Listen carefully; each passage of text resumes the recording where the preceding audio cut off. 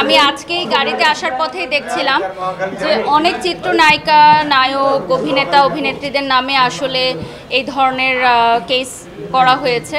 আমি রান্না করতে ভয় পাই, কাজ ব্যতীত ডানে বামে সামনে পিছনে কোথাওই তাকাইনি। প্রফেশনাল লাইফ, পার্সোনাল লাইফ আর রাজনৈতিক লাইফটা একেবারেই ভিন্ন। আমার সাথে ব্যক্তিগতভাবে যাদের কাজ হয়েছে তাদের কখনোই কোনো প্রকার রাজনৈতিক আলাপ বা এই ধরনের কর্মকাণ্ড আমি দেখিনি, তাই আমি বলতে পারবো না। যারা রাজনীতির সাথে সরাসরি যুক্ত ছিল তাদের রাজনৈতিক ব্যাপারগুলো কিন্তু কখনো আমার সাথে আলোচনা হয়নি। একজন শিল্পীর শিল্পমন থেকে সে এত গুরুতর একটা অপরাধ করতে পারে। রান্নার একটি আয়োজন এবং 64টি জেলা থেকে 100 সেরা রাঁধুনিকে নিয়ে আয়োজন। যেহেতু আমার রেস্টুরেন্ট বিজনেস আছে, তো আমি জানি যে রান্নাটা আসলে কত গুরুত্বপূর্ণ একটি শিল্প এবং এই শিল্পটা সারা বিশ্বব্যাপী অনেক জনপ্রিয়। তো আমাদের বাংলাদেশের মেয়েরা বা বাঙালি খাবার কিন্তু সারা বিশ্বব্যাপী অনেক জনপ্রিয়।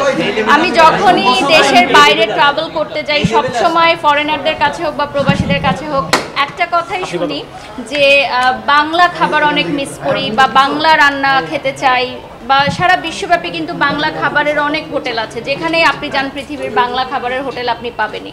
সো বাংলা খাবার রান্নার একটি যে বড় আর্ট বা প্রতিভা, সেটা নিয়ে আজকের আয়োজন। তো প্রাণ যে আয়োজনটা করেছে এখানে আমাকে আমন্ত্রণ জানিয়েছে এবং as a best brand promoter হিসেবে অ্যাওয়ার্ড দিয়েছে, এজন্য আমি অনেক অনেক কৃতজ্ঞতা প্রকাশ করেছি। আমি রান্না করতে ভয় পাই, চাইনিজ বা ওরকম কিছু পাই না, বাট আমি বিরিয়ানি বা বাংলা আইটেম যেগুলো আছে রেগুলার আমরা যেগুলো খাই, মাছে ভাতে বাঙালি বা মুরগি, চিকেন, মোরগ পোলাও, এগুলো তো সব মেয়েরাই পারে, ওগুলো আমি পারি কিছু কিছু। বাট তারপরও এখন রান্না করতে অনেক ভয় লাগে, কারণ মাস্টার শেফদের সামনে রান্না করাটা আসলে অনেক সাহসের ব্যাপার।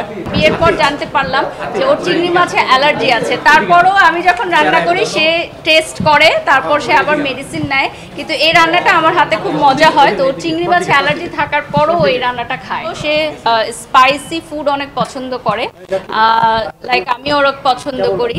পাশাপাশিও বাড়ির সব খাবারই পছন্দ করে, একদম সিম্পল রান্না থেকে স্টার্ট করে সব কিছু।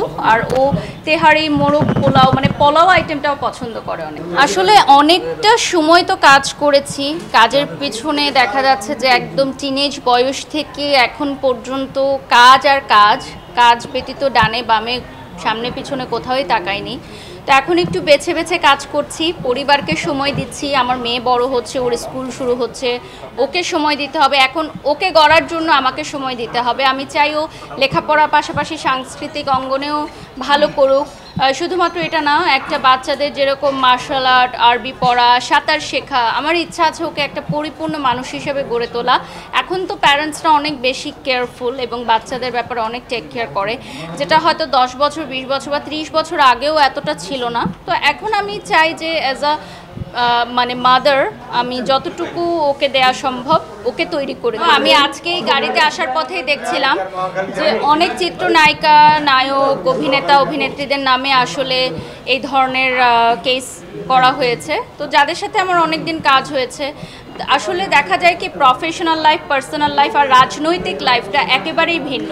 যারা রাজনীতির সাথে সরাসরি যুক্ত ছিল তাদের রাজনৈতিক ব্যাপারগুলো কিন্তু কখনো আমার সাথে আলোচনা হয়নি, কারণ আমি যেহেতু একেবারেই রাজনৈতিক মানে কোনো বিষয়ের সাথে যুক্ত কখনোই ছিলাম না, আমি যেহেতু খুবই ছোট একটি মানুষ।